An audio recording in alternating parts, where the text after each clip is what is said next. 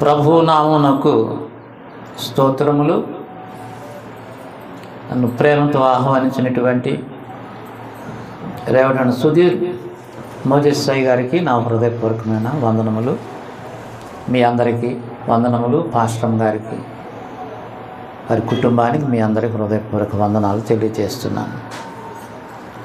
ఈ ఈస్టర్ పండుగ రోజున దేవుడు మనం కూడుకోవడానికి అవకాశం ఇచ్చాడు. దేవుడు ఈ సమయాన్ని దేవుడే మనకు అనుగ్రహించాడు.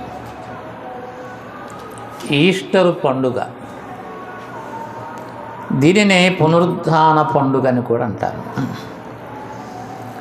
తెలుగులో సమాధుల పండుగ అని కూడా పిలుస్తారు. ఈరోజు తెల్లవారుజామున వెళ్ళి సమాధుల్లోకి వెళ్ళి చనిపోయిన వారిని, వారి పితరులను జ్ఞాపకం చేసుకుంటూ శ్రద్ధాంజలి ఘటిస్తారు. వారిని జ్ఞాపకం చేసుకుంటూ ఇది ఎంతో పవిత్రమైనటువంటి రోజు. యేసయ్య మరణమును జయించి లేచినటువంటి రోజు ఈరోజు. ఆయన పునరుద్ధానుడై లేచాడు. ఆయన ఈ ప్రపంచంలో అనేకులు సమాధులు మొయ్యబడి ఉన్నవి. రాజులు అనబడిన వారు, చక్రవర్తులు అనబడిన వారు, ఈ లోకంలో ఎంతోమంది మేధావులు, సైంటిస్టులు, డాక్టర్లు, ఇంజనీర్లు, ఎంతోమంది గొప్పవారు అనబడిన వారు ఉన్నారు. ఎవరు కూడా తిరిగి లేపబడలేదు. కానీ యేసయ్య సమాధి నేటికి తెరవబడి ఉన్నది. దేవునికి స్తోత్రం, హల్లెలూయా. కారణం ఆయన సజీవుడు. ఆయన యుగ యుగములు సజీవుడు అయి ఉన్నాడు. ఆయన ప్రకటన గ్రంథము 1వ అధ్యాయము 17-18 వచనాలు చదవండి దయచేసి. నేను ఆయన చూడగానే చచ్చిన వాని వలె ఆయన పాదముల యొద్ద పడి తిని, ఆయన తన కుడి చేతిని భయపడకము, నేను మొదటి వాడను, కడపటి వాడను, జీవించువాడను, మృతుడనైతిని కానీ ఇదిగో యుగ యుగములు సజీవుడునై ఉన్నాను. ఇంకా చదవండి. మరియు మరణము యొక్కయు పాతాళ లోకము యొక్కయు తాళపు చెవులు నా స్వాధీనములో ఉన్నవి. చాలు, చిన్న ప్రార్థన చేసుకుందాం. అందరూ దయచేసి తరల వంచి కళ్ళు మూసుకున్నాడు. కృపాసత్య సంపూర్ణుడా, మా యేసు ప్రభువా, సకల ఆశీర్వాదములకు గని నజరేయుడైన యేసు, నీవు మోడుబారిన జీవితాలను సిగురింపజేసేవాడివి. మారా అనుభవాలను మాధుర్యముగా మార్చగలిగిన దేవుడివి. కీడును మేలుగాను, శాపమును ఆశీర్వాదముగా మార్చగలిగిన వాడివి నాయన. నీకు అసాధ్యమైనది ఏది కూడా లేదు. ఈ భూమి మీద వేవేల మంది కృప చూపువాడవు నీవే తండ్రి. భూత వర్తమాన భవిష్యత్ కాలంలో ఉన్న సర్వాధికారి అయినటువంటి దేవుడివి. మారని వాడివి, మార్పు లేని వాడివి, నిన్న నేడు ఏకరీతిగా ఉన్నటువంటి దేవుడు నాయన. నీ కృపను బట్టి మేము బ్రతుకుతూ ఉన్నాం. నీ పునరుద్ధానముల గురించి వివరిస్తూ ఉండగా నా శక్తి, నా బలము, నా జ్ఞానము చాలదు ప్రభువా. నాకు మారుగా నీ వాక్కు వినిపించండి. ఏ ఆత్మకి ఎలాంటి వాక్యం అవసరం మీరు అనుగ్రహించమని, నీ సన్నిధి మాతో ఉంచమని సుధీర్ మోజెస్ గారు, తండ్రి పాస్టర్ గారు, వారి కుటుంబం, వారు చేస్తున్న సేవను, ఈ మంచి పరిచర్యను నూరంతలుగా మీరు ఆశీర్వదించండి. సరిహద్దులు విశాలపరచండి. నీ గుడారిని ఆటంకముగా సాగనిము. నీ త్రాలను పొడుగు చేయము. కుడికి ఎడమకు నువ్వు వ్యాపించదవు. నన్ను అడుగుము, జనములు స్వాస్థ్యంగా నీకు ఇస్తానని వాగ్దానం చేసిన తండ్రి, ఈ సంఘాన్ని మీరు అభివృద్ధి చేయండి. ఈ 2024వ సంవత్సరం విస్తరింపచేయండి ఆయన. పేతురు ద్వారా 3,000 రక్షణ పొందినట్లే తండ్రి, కొన్ని వేల మంది రక్షణ పొందేలాగా సుధీర్ మోజెస్ గారు నాయన, వారి కుటుంబం అనేకుల్ని వైపు త్రిప్పు తండ్రి. అనేకుల్ని వద్దకు నడిపించే కృప, ఆత్మల పట్టుకునే కృప మీ దాసునికి అనుగ్రహించి బహుబలముగా నీ సేవలో పరిచర్యలో నీ కుమారుని స్వదేశ విదేశాల్లో వాడబడినట్లుగా మీరు అభిషేకించమని నాజరేయుడైన యేసు నామములో అడుగుచున్నాము తండ్రి. ఆమేన్. ఆమేన్. ప్రియమైనటువంటి దేవుని బిడ్డలారా, ఈ ప్రకటన గ్రంథం మనం చదువుకున్నాం. ఇప్పుడు ఈ అధ్యాయంలో ఈ వచనాలు, ఈ ప్రకటన గ్రంథం రాసిన గ్రంథకర్త యేసు ప్రేమించిన శిష్యుడు.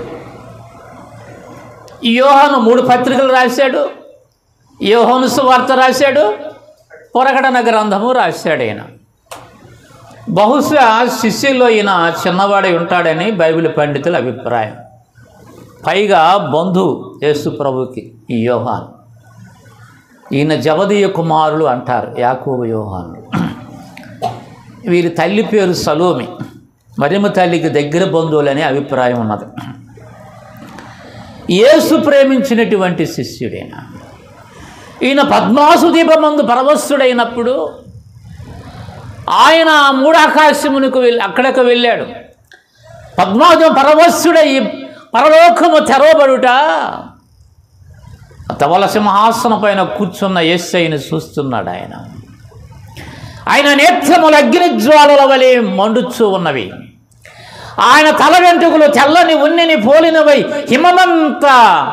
హిమమనగా మంచు అంత తెల్లగా ఉండేనని వ్రాయబడి ఉంది. ఆయన నోటి నుంచి వాడిగల ఖడ్గం ఒకటి బయలువెడలొచ్చుండెను. ఆయన కుడి చేతిలో 7 నక్షత్రములు పట్టుకుని ఉండెను. ఆయన పాదములు కొలిములలో పుటవేయబడిన అపరంజనగా శ్రేష్టమైన బంగారమును అపరంజి అంటారు. అది అపరంజితో సమానముగా మెరియుచుండెను దగదగ దగ. అప్పుడు ఆయన చూడగానే చచ్చిన వాని వలె పడిపోయాడు. ఎవరైనా యోహాను. అప్పుడు ప్రభు అంటున్నాడు, తన కుడి హస్తము యోహాను పైన ఉంచి, కుడి ఆశీర్వాదమునకు గుర్తు. ఎవరైనా కుడి చేతిని ప్రేమిస్తారు, ఎడమ చేతిని మాత్రం, అంటే ఎడమ శాపానికి సాదృశ్యం అన్నమాట. ప్రభు అంటున్నాడు, భయపడకము, నేను మొదటి వాడను, కడపటి వాడను, జీవించువాడను. ఇదిగో నేను ఒక్కసారి మృతుడునైతిని గాని యుగ యుగములు నేను సజీవుడునై ఉన్నాను. దేవునికి స్తోత్రం చెప్పండి. ఆయన యుగ యుగములు సజీవుడు. ఆయన మత్తయి సువార్త 28వ అధ్యాయము 1 నుంచి 2-3 వచనాల వరకు చదవండి. విశ్రాంతి దినము గడిచిపోయిన తర్వాత ఆదివారమున తెల్లవారుచుండగా వేరొక మరియు సమాధిని చూడవచ్చిరి. అదిగో ప్రభుదూత పరలోకము నుండి దిగి వచ్చి రాయి పొర్లించి దాని మీద కూర్చుండెను. అప్పుడు మహాభూకంపము కలిగెను. ఆ దూత స్వరూపము మెరుపువలే ఉండెను. అతని వస్త్రములు హిమమంతా తెల్లగా ఉండెను. అతనికి భయపడుట వలన కావలి వారు వణకి సచ్చిన వారి వలె ఉండిరి. దూత ఆ స్త్రీలను చూసి, మీరు భయపడకుడి, సిలువేయబడిన యేసును మీరు వెతుకుచున్నారని నాకు తెలియను. ఆయన ఇక్కడ లేడు. ఆయన తాను చెప్పినట్లే ఆయన లేచి ఉన్నాడు. దేవునికి స్తోత్రము. హల్లెలూయా.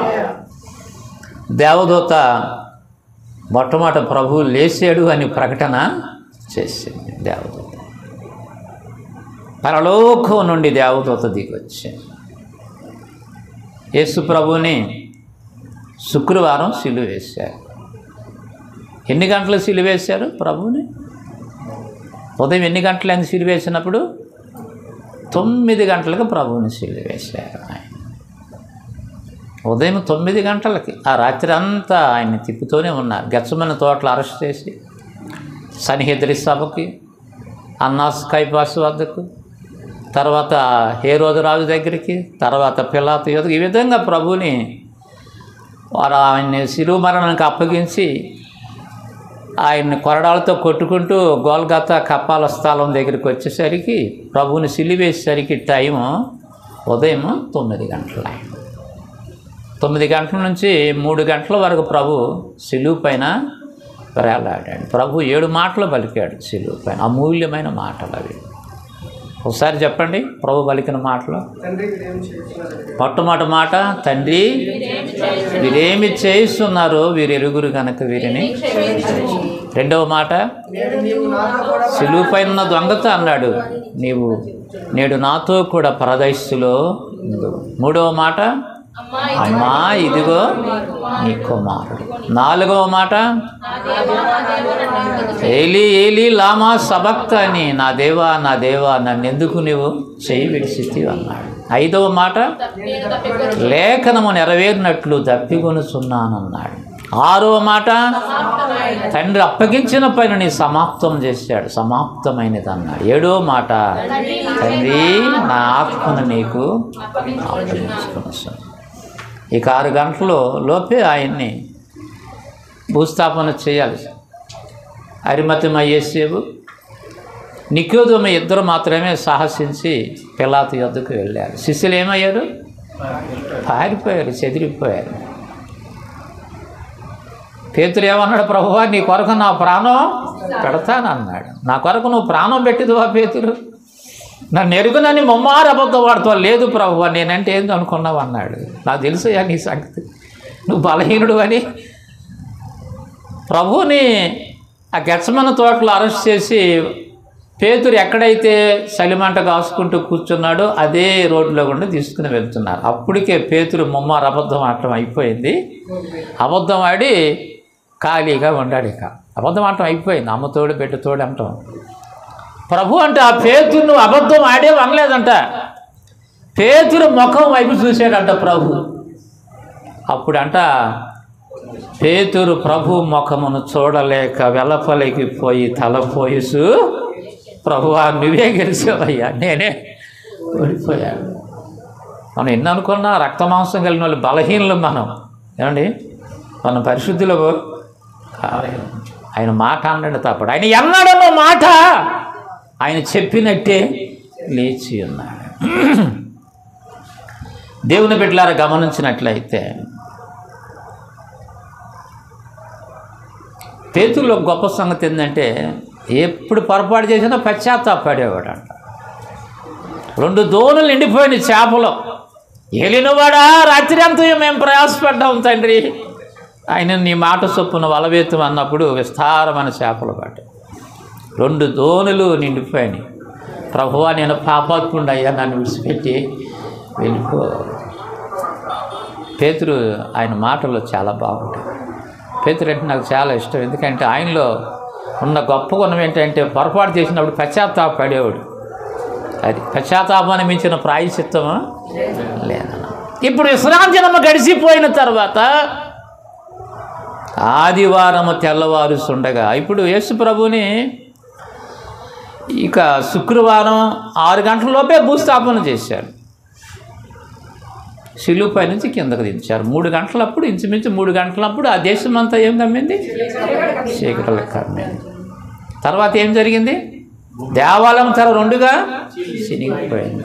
బండలో రద్దలాయ. మృతులకి పునరుద్ధానము కలిగి, మృతి నుంచిన వారు అనేకులు లేచి పట్టణంలో అనేకులు అగపడిరని రాయబడి ఉందన్నమాట. ఇక దేవాలయం తెర 2గా ఎందుకు చినిగిపోయింది? యేసుప్రభు కాలంలో ఉన్న దేవాలయం పేరేంటి? శృంగారం అనే దేవాలయం. దీన్ని ఎవరు కట్టించారు? హేరోదు రాజు కట్టించాడు. ఎన్ని సంవత్సరాలు కట్టించాడు? 46 సంవత్సరాలు కట్టించాడు. దేవాలయం అతి పరిశుద్ధ స్థలం అనుకున్న తెర 2గా చినిగిపోయింది. సంవత్సరం ఒక పర్యాయం ప్రధాన యాజకుడు మాత్రమే అతి పరిశుద్ధ స్థలంలోనికి వెళ్ళాలి. ఎప్పుడైతే యేసయ్య రక్తమును సింధించాడు, లోక పాపను మోసుకొని పోవు దేవుని గొర్రెపిల్లగా యజ్ఞ పశువుగా ప్రశస్తమైన రక్తము సింధించాడు, తెర సినిగిపోయింది. ఇప్పుడు మనం డైరెక్ట్గా ప్రతి ఒక్కరు ఆయన కృపాసనం యొద్దకు వెళ్ళటానికి మార్గం త్రోవలు సరాలు. ఇప్పుడు డైరెక్ట్గా ప్రభు సన్నిధికి మనం వెళ్తాం. మన ఇప్పుడు అహరోను యాజకత్వం కింద లేవు. ఇప్పుడు ఏం పాస్టర్ గారు, మన ప్రధాన యాజకుడు యేసయ్య. అహరోను యాజకత్వం కొట్టివేయబడింది. యేసయ్య యాజకత్వము అని యుగ యుగములో ఉండేది ఆయన యాజకత్వం. దేవుని స్తోత్రము, హల్లెలూయా. ఆయన రాజ్యము అంతము లేనిదై ఉండును, ఆయన యాకోబు వంశస్థులను యుగ యుగములో ఏలునని వ్రాయబడి ఉన్నది. ఆ రాజ్యం కొరకే మనం ప్రయాసపడుతున్నాం. యేసు ప్రభు తిరిగి లేచాడు, ఆయన సజీవుడు. ఆయన అపోస్తలుడైన పౌలు రాసిన 1 కొరింథీ పత్రిక 15వ అధ్యాయము 20వ వచనం చదవండి దయచేసి. ఇప్పుడైతే ప్రథమ ఫలముగా మనుష్యుని ద్వారా మరణం వచ్చును గనక మనుషుని ద్వారానే పునరుద్ధానము కలిగెను. అందరూ ఎలాగ మృతి పొందుతున్నారు, అలాగునే క్రీస్తునందు అందరూ బ్రతికింపబడుదురు. ప్రతి వాడును తమ తమ వరుసలోనే బ్రతికింపబడు. చాలు చాలు చాలు. ఇప్పుడు యేసు ప్రభు ప్రథమ ఫలముగా మృతులలో నుండి ఆయన లేచి ఉన్నాడు. ప్రప్రథముగా మృతుల నుండి ఆయన లేచాడు. ఆయన ద్వారా ఎవరికి కలుగుతుంది పునరుద్ధానము? మృతులకి పునరుద్ధానము కలుగుతుంది. మరణం ఎలా వచ్చింది? ఆదామును బట్టి అందరూ ఏ విధంగా మృతి పొందుతున్నారు, యేసు క్రీస్తుని బట్టి అందరూ కూడా బ్రతికించబడతారు, లేపబడతారు. మరణం ఎలా వచ్చింది మానవునికి? ఎవరి ద్వారా వచ్చింది? ఒక మనుషుని ద్వారానే వచ్చింది మరణం. రోమాపత్రిక 5వ అధ్యాయము 12వ వచనం. రోమా ఇట్లుండగా ఒక మనుషుని ద్వారా పాపము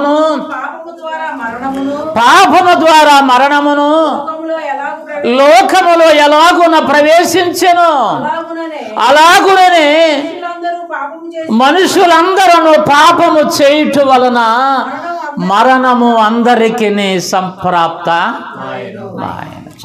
ఇప్పుడే పాపం ఎవరి ద్వారా వచ్చింది మరణం?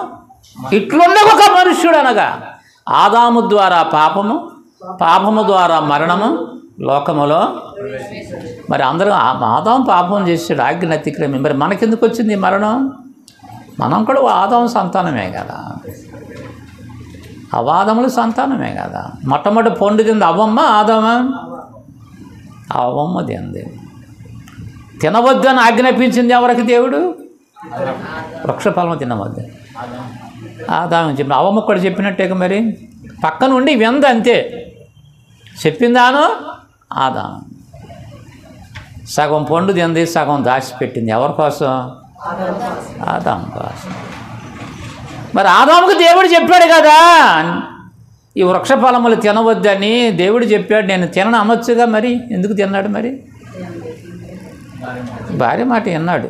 అప్పుడే ప్రారంభమైంది భార్య మాట విన్నట్టు, ఇప్పుడు కాదు. ఆడవాళ్ళు ఏమంటారంటే స్త్రీలు 4 రోజులు ఊరికెళ్ళి తెలిసింది నీ బ్రతుకేంటో. ఒక మాట అందంట అవ్వమ్మ, ఏమయ్యా ఎటు తిరిగి నేను మునిగాను, నేను లేకుండా ఒంటరిగా ఏం చేస్తావు చెప్పు. అసలు నీకు బ్రతుకుందా నేను లేకపోతే? తిను అందంటే. అంతేకా. అప్పటి నుండి స్త్రీ మాట వినటం ప్రారంభమైంది. పెళ్లి కాకముందు మిఠాయి పట్టలు, బూందీ పట్టలు అని తెచ్చి కుమారుడు. ఇప్పుడు పెళ్ళైన తర్వాత లోపల గదిలోకి వెళ్ళిపోతాయి పొట్లాలన్నీ కూడా. తల్లి అనుకుంటుంది వీడిని అంత గారాభంగా పెంచాను. వీడు చూసావా తల్లిని మర్చిపోయాడు. తల్లి అల్లమైంది, భార్య చూస్తే ఈ విధంగా.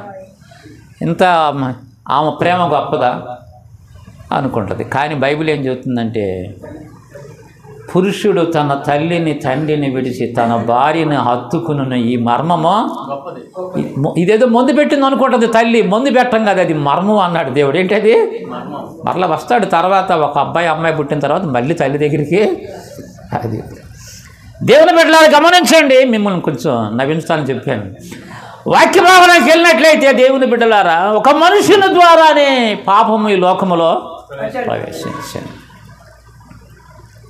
మరణము. దేవుడు ఆదాముతో ఏమన్నాడు? ఆదికాండం 3:17 నీవు నీ భార్య మాట విని నేను తినవద్దన్న వృక్ష ఫలములు తింటివి గనుక నీ నిమిత్తం నేల శపించబడినది, నువ్వు మొన్నే గనుక తిరిగి నువ్వు అయిపోతావు. ఏమన్నాడు దేవుడు? నువ్వు మరణిస్తావు, చనిపోతావని దేవుడు శపించాడు. ఈ శాప ఫలితంగానే మరణం వచ్చిందనమాట. పాపం వలన వచ్చే జీతం ఏంటి అనమాట? మరణం వచ్చింది. మానవం అయితే రక్షణ పొందిన వాళ్ళకి ఇక రెండో మరణం లేదు. యోహాను సువార్త 5:28 ప్రభువే చెప్పాడు స్వయంగా. చూడండి ఏమన్నాడు? యోహాను సువార్త 5:28 దీనికి ఆశ్చర్యపడకుడే, ఒక కాలము వచ్చుచున్నది, సమాధిలోనున్న వారందరూ ఆయన శబ్దం విని మేలు చేసిన వారు, జీవ పునరుద్ధానమునకును, కీడు చేసిన వారు తీర్పు పునరుద్ధానమునకు బయటికి. దీనికి ఆశ్చర్యపడకండి, ఒక రోజున మృతులకు పునరుద్ధానం కలుగుతుంది. తిరిగి లేసే రోజు ఒకటి ఆసన్నం అవుతుంది. ఆయన రాకడ కోరి ఎదురు చూసేది మనమా, మృతులైన వారు చూస్తున్నారా? చనిపోయిన వాళ్ళు సమాధులు ఉండేవాళ్ళే ముందు చూస్తున్నారు మనకంటే ముందు. బైబిల్లో ఉంది, ప్రభువునందుండి మృతులైన వారు మొదట లేదు. ప్రభువునందు నిద్రించిన వారు వాళ్ళు, ఆ తర్వాత మనం లేపబడతాం. సమాధిలోకి వెళ్ళిన వారికి కులమత భేదాలు ఉండవు. వాళ్ళకి అందరూ ఈ లోకంలో ఉన్నంత కాలం కొట్టుకు చేస్తారు, ఆ కులం ఈ కులం అని. అక్కడికి వెళ్ళిన తర్వాత అందరిదే కులం అని ఆలోచిస్తే ఏమీ లేదు, అంత బ్రతుకంతా వ్యర్థమేస్తుంది. దేవుని బిడ్డలారా గమనించండి, మరణ శాసనము రాసిన వాడే దేవుడు. ఆదాము మొన్నే గనక నువ్వు మొన్నైపోతావు. ఒక మనుషుని ద్వారా పాపము ద్వారా మరణమును లోకములు ఎలాగున్నా ప్రవేశించను. మనుషులందరూ పాపము చేయటం వలన మరణం అందరికీ. పాపం చేయటంలో అందరూ ఒకటే. ఇందులో గొప్పవాడని, కమ్మని, రెడ్డి అని, నాయుడని, మాలని, మాదిగని, పలానా కులమని, ధనవంతుడని, పేదవాడని భేదం అనేది పాపం చేయడం. అందరూ పాపము చేసి దేవుడు అనుగ్రహించు మహిమను. ఆదాము సంతానం అంతా పాపం చేశారు కనుక మరణము సంభవించింది. కడపడి ఆదామైన, దయచేసి గమనించండి, మోషే వరకు మరణము రాజ్యమెలుతూనే వచ్చింది. కానీ కడపడి ఆదామైన యేసుక్రీస్తుని మరణము బంధించలేకపోయింది. దేవుని స్తోత్రం చెప్పండి. హల్లెలూయా. 1 కొరింథీ పత్రిక 15:42 చదవండి దయచేసి. మృతుల పునరుద్ధానము అలాగే క్షయమైనదిగా విత్తబడి అక్షయమైనదిగా లేపబడును. బలహీనమైనదిగా విత్తబడి మహిమ గలదిగా లేపబడును. బలహీనమైనదిగా విత్తబడి బలమైనదిగా లేపబడును.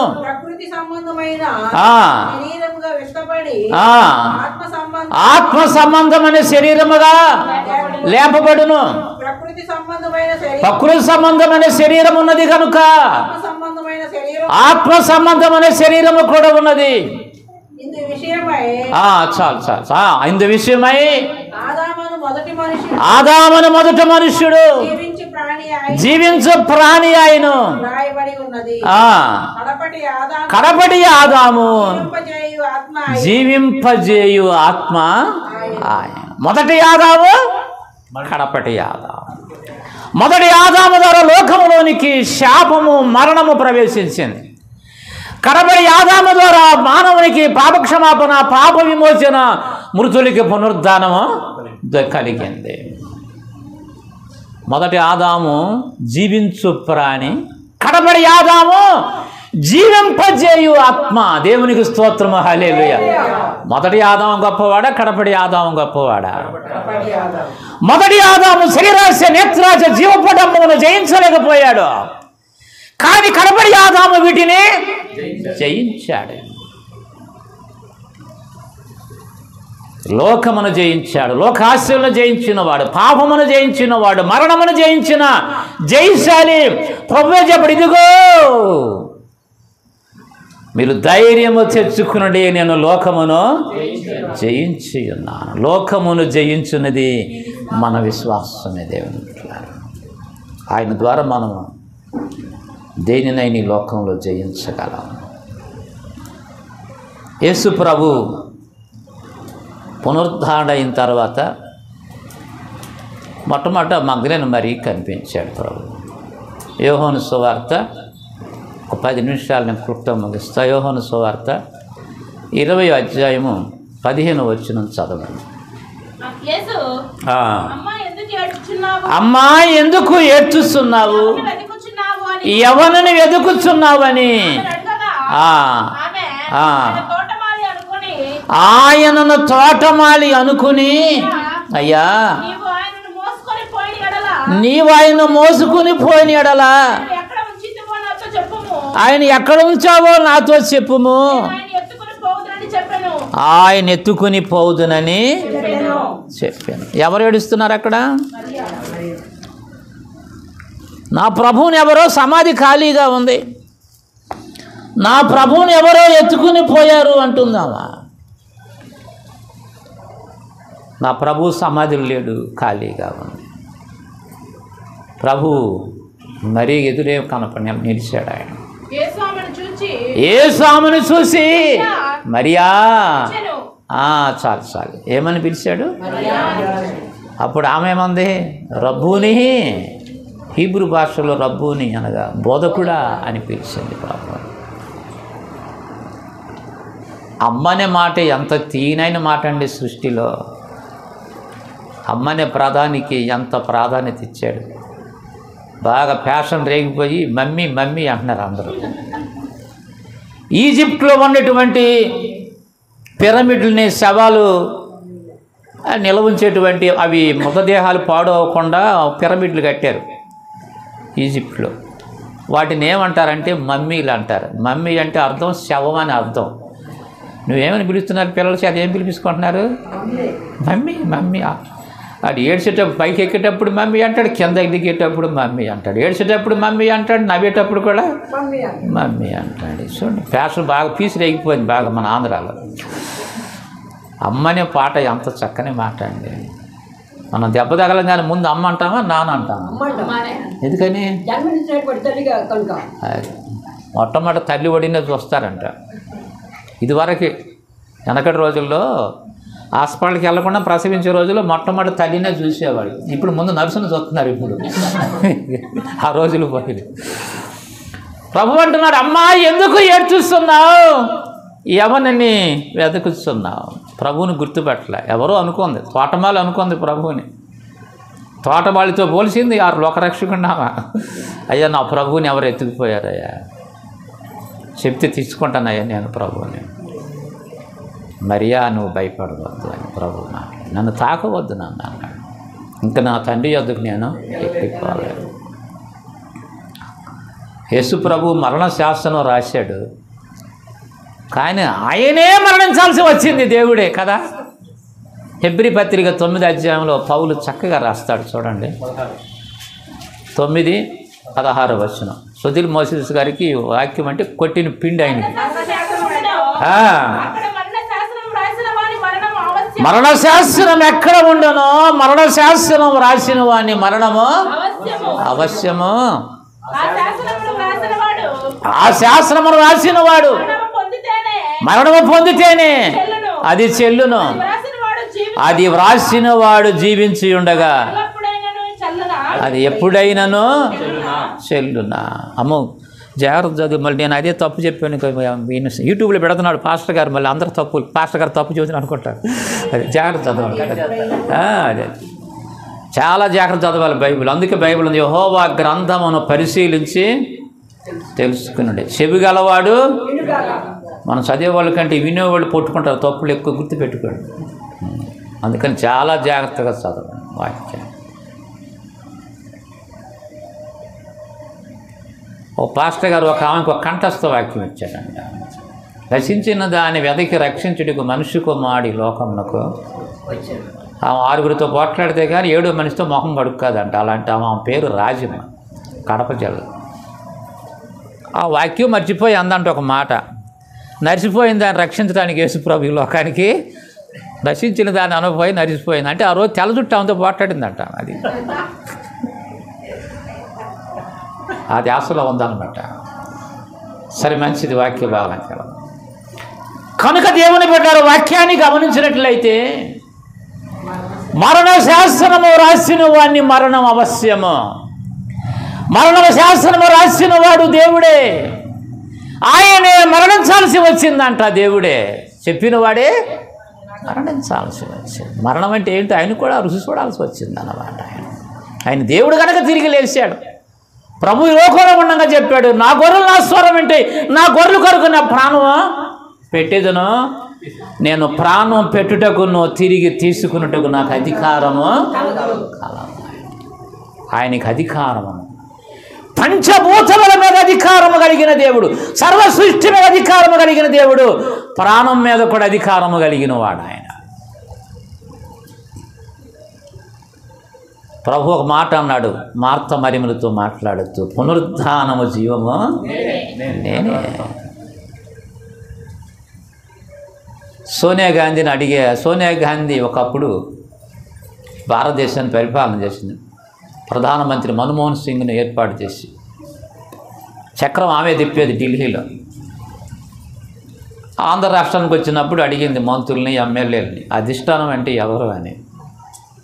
వాళ్ళు అన్నారు కేంద్ర మంత్రులు, ఇంకేదో మంత్రుల గురించి ఎంపీల గురించి చెప్పారు. ఆమె అంది, అధిష్టానం అంటే ఎవరో కాదు నేనే. ఎవరో? సోనియా గాంధీ. నేనే అధిష్టానం అంటే నేనే గొప్ప, నా మాట ప్రకారం నడిచింది. సోనియా గాంధీ అధిష్టానం అయితే యేసయ్యా ఆయన అందరికంటే పై అధికారి. ఎందుకంటే ఆయన పైనున్నవాడు. ఆయన మనం భూలోకంలో నివసించే ప్రభువే చెప్పాడు, మీరు భూలోక నివాసులు, నేను పైనుండి వాడను ఆయన. ఆయన నిచ్చెన పై నుండి మాట్లాడుతున్నాడు బేతేలు యాకోబుతో. ఆయన పై నుండి మాట్లాడుతున్నాడు. అబ్రహాము దేవుడును, ఇస్సాకు దేవుడును, ఈ యాకోబుల దేవుడును, మీ పితరుల దేవుడు నేను. అందరికంటే ఆయన పైనున్నవాడు ఆయన. ఆకాశ మహాకాశములు పట్టచాలని దేవుడు ఆయన. ఆయన మరణించాడు, కానీ మృత్యుంజయుడై ప్రభు లేచాడు. దేవుని స్తోత్రం, హల్లెలూయా. ఆదివారము తెల్లవారుచుండగా మగ్దలేన మరియు వేరొక మరియు సమాధిని చూడవచ్చిరి. అప్పటికీ దేవదూత వచ్చింది, రాయి దొర్లించింది, ప్రభు లేపబడటం జరిగింది. రండి, ప్రభు పరుండి ఉన్న స్థలాన్ని మీరు చూడండి. ఆయన చెప్పినట్టు ఆయన ఉన్నాడు.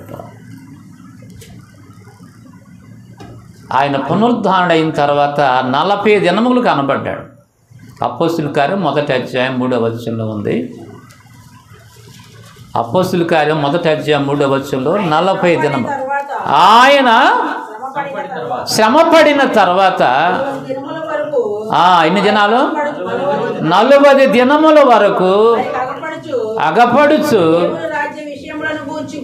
దేవుని రాజ్యము విషయముల గురించి బోధించు, అనేక ప్రమాణములను చూపి తన్ను తాను సజీవునిగా కనపరుచుకున్నాడు. యేసుప్రభు 40 దినాలు శిష్యులకి మరికొంతమందికి కనిపించాడు. ప్రభు ఎవరికైనా ప్రత్యక్షంగానే 11 పర్యాములు ప్రత్యక్షమయ్యాడు ప్రభు. ఆయన 40 రోజుల్లో ఎన్ని పర్యాములు? 11 ప్రత్యక్షతల గురించి ఈసారి వచ్చినప్పుడు చూస్తే వరుస క్రమంలో ఎక్కడెక్కడ ప్రత్యక్షమయ్యాడు చక్కగా రాసుకుంది. కానీ 11 పర్యాములు ఎవరెవరికి ఎక్కడ ప్రత్యక్షమయ్యాడో వరుసకి ఈసారి వచ్చినప్పుడు ఆ సబ్జెక్ట్ చెబుతాను, సమయం చాలు. దేవుని బిడ్డలారా, ఆయన పునరుద్ధానం గురించి ప్రవచించిన ప్రవక్తలు ఉన్నారు. ఏమని ప్రవచించారు? యోబు ప్రవచించాడు. యోబు గ్రంథం 19 అధ్యాయం 25 వచనం చదవండి. యోబు ఏమని ప్రవచించాడు?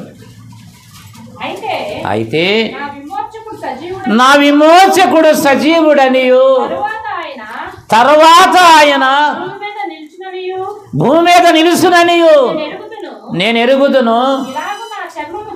ఇలాగూ నా చర్మము చీకిపోయిన తర్వాత శరీరముతో నేను దేవుని చూసేదను, నా మట్టుకు నేనే దేవుని చూసేదను.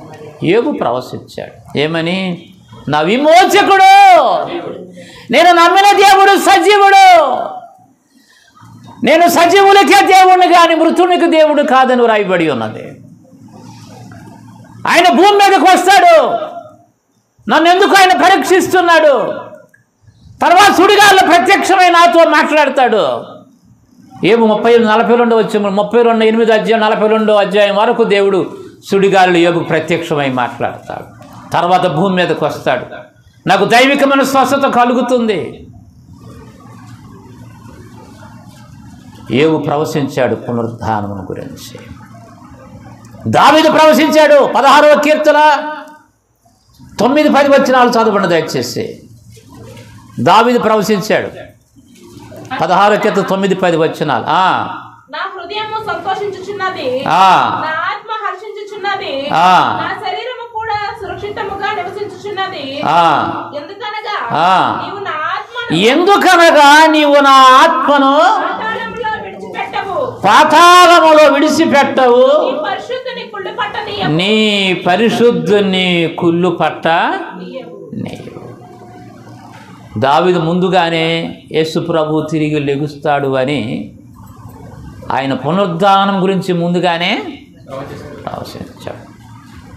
యేసు ప్రభు శుక్రవారం ఆయన తండ్రి నా ఆత్మ నీకు అప్పగించుకున్నానన్న తర్వాత ఎక్కడికి వెళ్ళాడు? ఆయన భూమి క్రింది భాగమైన పరదైస్సులోనికి వెళ్ళాడు, పాతాళంలోనికి వెళ్ళాడు.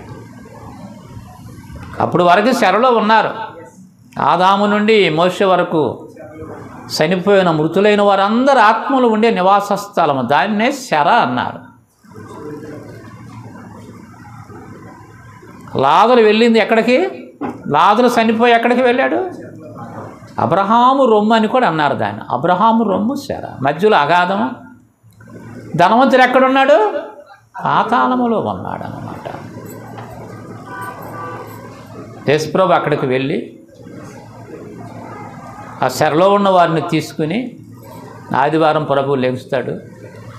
మృతులైన వారిని తీసుకుని అప్పటి వరకు ఉన్న వారందరిని తీసుకుని వెళ్ళి పరదైసులో ఉంచుతాడు. వాళ్ళు బైబిల్లో ఉంది, నువ్వు ఆరోహణమైతివి, చెరపట్టబడిన వారిని తీసుకుని వెళితివి. ఇప్పుడు ఇక పరదైసు ఇప్పుడు ఖాళీ అయింది, ఇక్కడ అక్కడ లేదు, ఇక్కడ శర.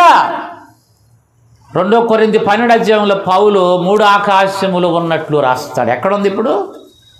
ఇప్పుడు చనిపోయిన వారి ఆత్మలు, దేవుని బిడ్డల ఆత్మలు డైరెక్ట్గా 3 ఆకాశంలోకి వెళ్ళిపోతాయి. ఇప్పుడు చదవండి 2 కొరింథీ పత్రిక 12 అధ్యాయం 1 వచనం.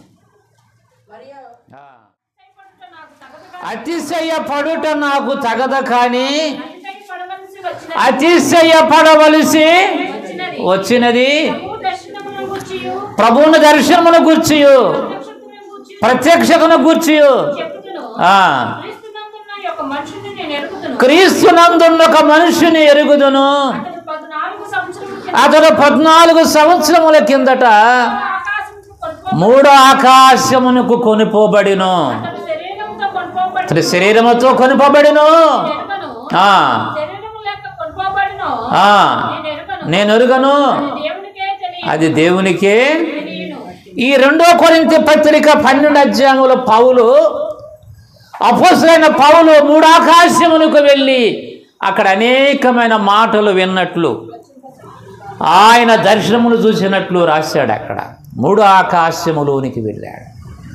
మనం ఉండాది మొదటి ఆకాశం, సూర్యచంద్ర నక్షత్రములు, పాలపొంత గెలాక్సీలు ఉన్నాయి 2వ ఆకాశం. 3 ఆకాశమే దేవుని నివాస స్థలం. ప్రభువు అన్నాడు, నా తండ్రి ఇంట అనేకమైన నివాసములు కలవు, నేను మీకు స్థలము సిద్ధపరచా, నేనుండు స్థలములో మీరును ఉండులాగా నా మరలా వచ్చి తీసుకుని వెళతాను అన్నాడు ప్రభు. ఎక్కడ చెప్పాడు ఈ వాక్యం? ఓ సహోదరి మొత్తమే బైబిల్లో ఉంది, అయ్యగారు అంది. యోహాను సువార్త 14వ అధ్యాయంలో ఉంది అన్నమాట. తెలియదు అయ్యగారు అంటే బాగుండేది. మొత్తమే బైబిల్ని చూసుకోండి అయ్యగారు. నేను చూసుకోమంటాను.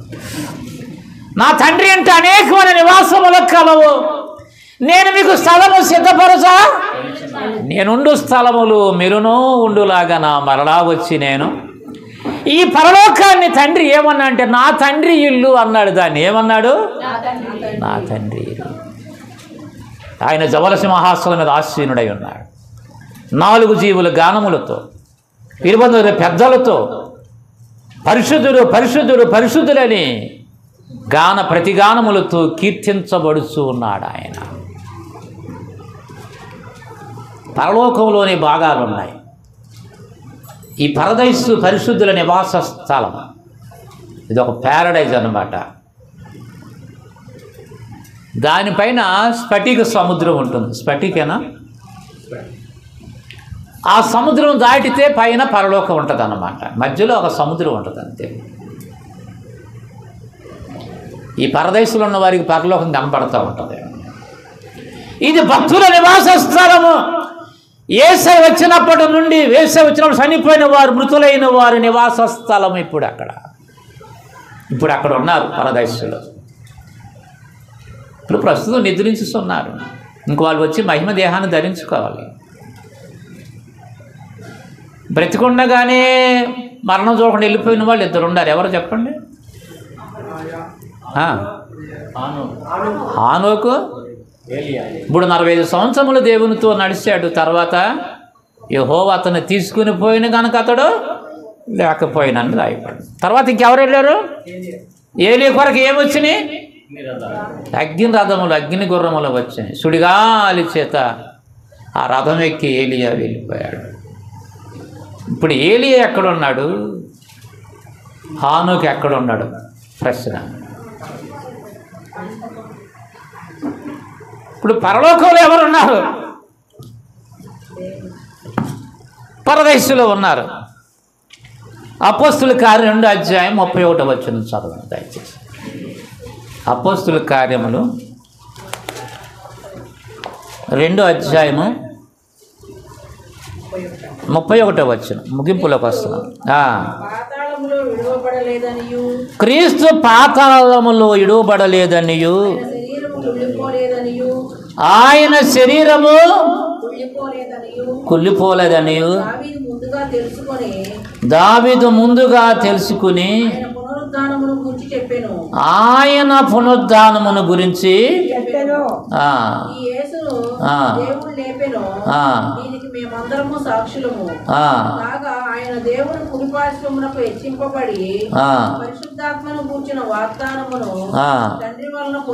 తండ్రి వలన పొంది దీనిని కుమ్మరించి ఉన్నాడు. చాలా.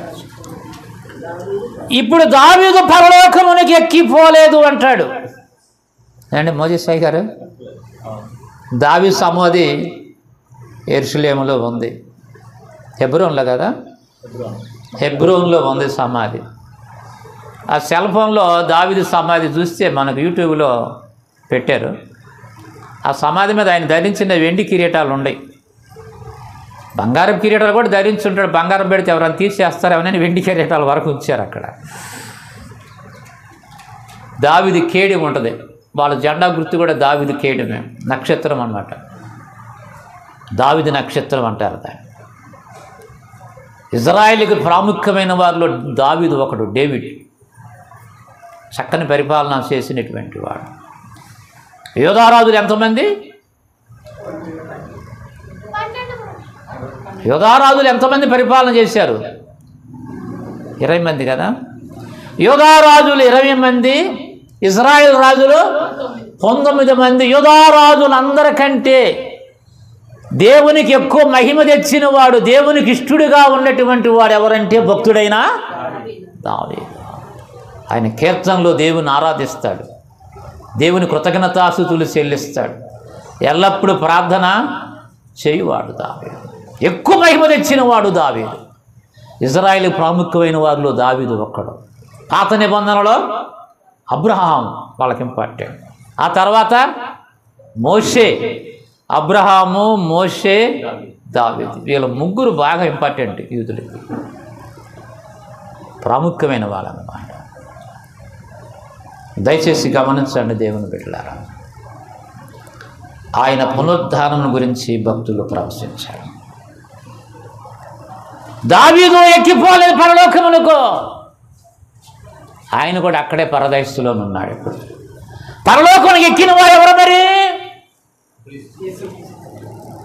చూడండి దయచేసి యోహాను సువార్త 3:13.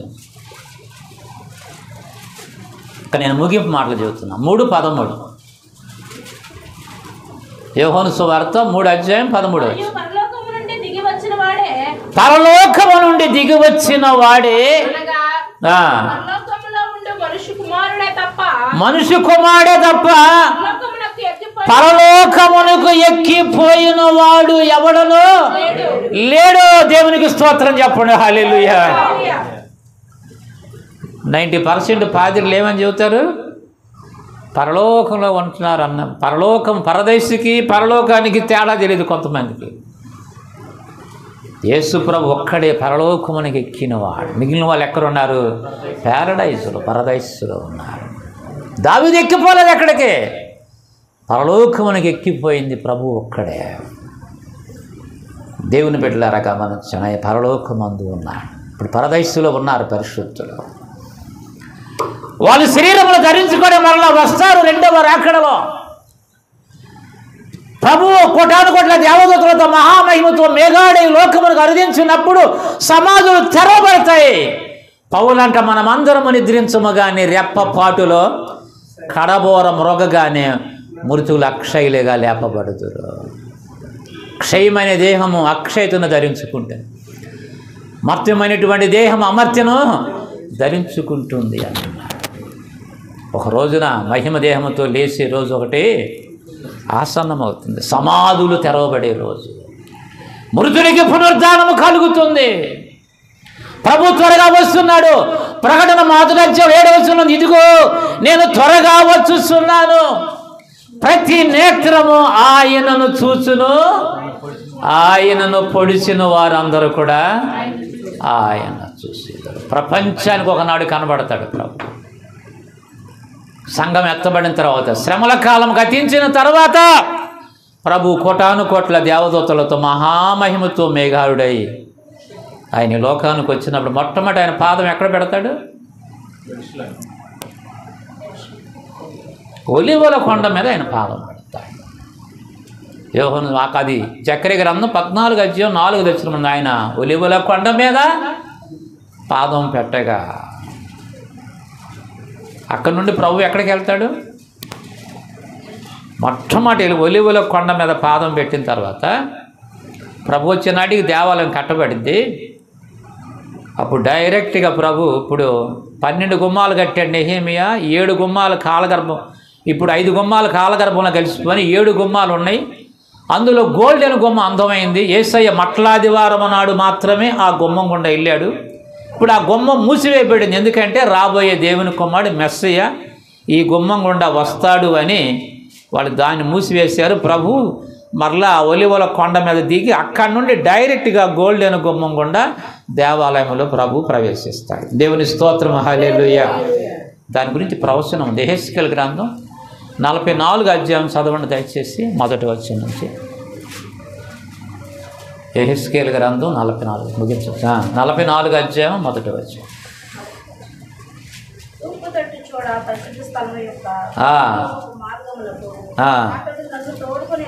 తోడుకొని రాగా ఆ గుమ్మము మూయబడి చాలు. ఇప్పుడు అది గోల్డెన్ గుమ్మం మూయబడి ఉంది.